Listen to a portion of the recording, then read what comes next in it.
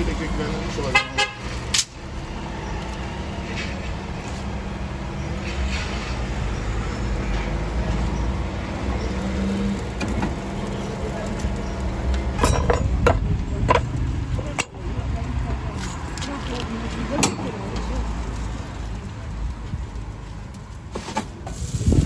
Eve geç, geleceğim ben de.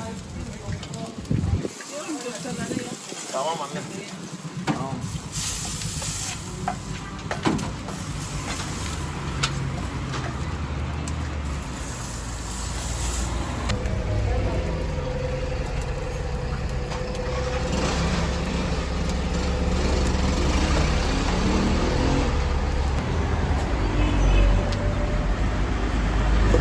Tabii. Sen işini hallettin mi orayı abi? Nereye? Verdin yemeği. He? Yemeği verdin. Tamam parayı al ha. Verdim. Tamam. 40 milyon.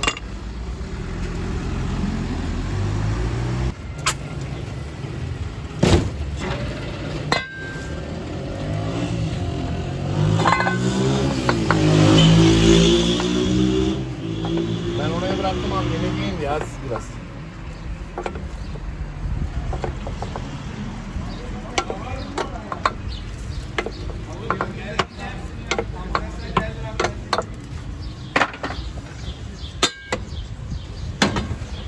Bu kadar ha.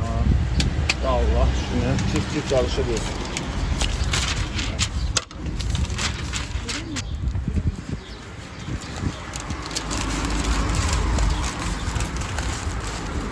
Ver onu buraya.